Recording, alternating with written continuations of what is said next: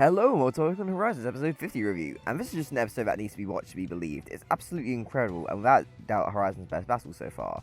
I don't feel like I need to recap the action step by step because it can really just speak for itself. So yeah, here we are with Dot's test episode. First you have Nidothing and Iono doing a quick collab video, just reinforcing that the battle's on the way, with Nidothing doing some cheeky, oh you're facing a Quaxly like mine thing. And just in general there's a lot of fun streamer shenanigans going on. You know why Iono would be a popular streamer and have people wanting to engage with that? Iono did mention something about fighting true to yourself, which catches Dot's ear, so she actually comes up with a proper strategy and basically runs calculations. She's just like a silly little showdown player, and it's time to play it strategically. Or as she puts it, she's got a smart battle style. She stayed up watching Iono's previous battles to get a good read on what to do well.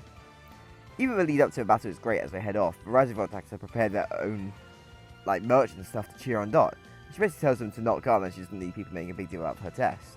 It's also incredibly funny how Clavel is here. First of all, stopping the explorers from stalking kids as he assumes that they're there to cheer on their quote-unquote friends, and later on catches up to a main group and holds up Roy and Liko from watching Dot's basic test as he keeps on waffling, asking questions.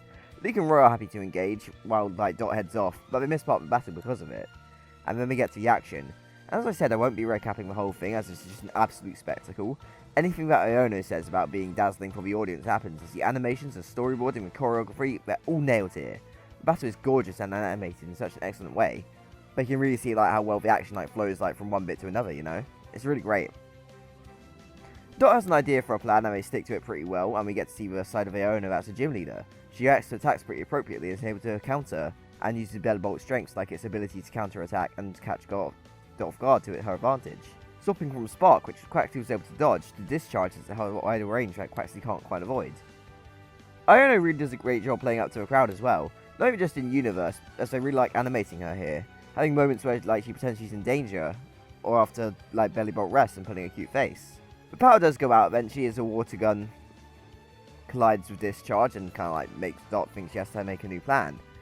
And much like last episode where Quaxly had helped Dot out, he starts dancing in water to inspire her, and she realises her time to terrestrialize, which Iono makes a funny comment about Dot doing now, presumably because the stream is down.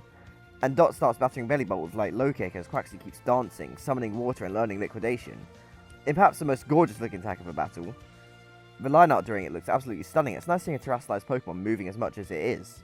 The power comes back on and the Paldea Gym Leader theme kicks in, with Iono responding in kindness to Terrastal with her own, with a Discharge coming out, which pretty quickly takes out Quaxly, and Iono seizes her victory. But much like Liko losing the first battle to Casey, Dot still passes the test, with Iono prodding Dot to come to terms with how she felt during the battle, frustrated she lost, but she had fun, which is an important part of being a trainer. Dot's friends congratulate her and Iono wraps up her stream. Clavel informs the three of them that passing a basic test is back to the academy now, but does remind them to do their reports focusing on wild Pokemon, and also asks Dot about streaming as he wants the academy to do the same. So this is without doubt the best battle in Horizon so far. It's just everything it needed to be, and honestly a great way to celebrate this series hitting 50 episodes.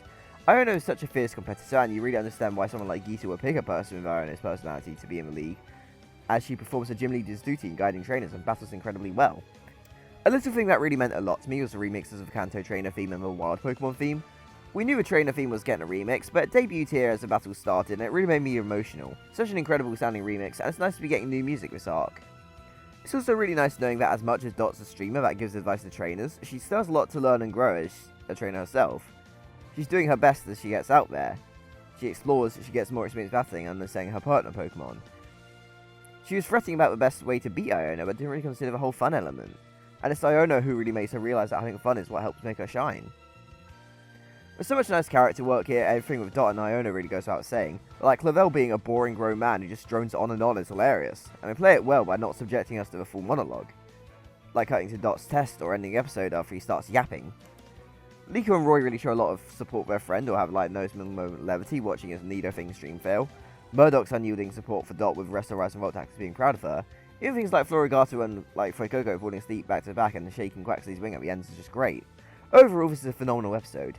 Not my favourite, as episode 18 still takes the cake on that, but it's damn close and absolutely worth your time because it's a beautiful, amazing battle.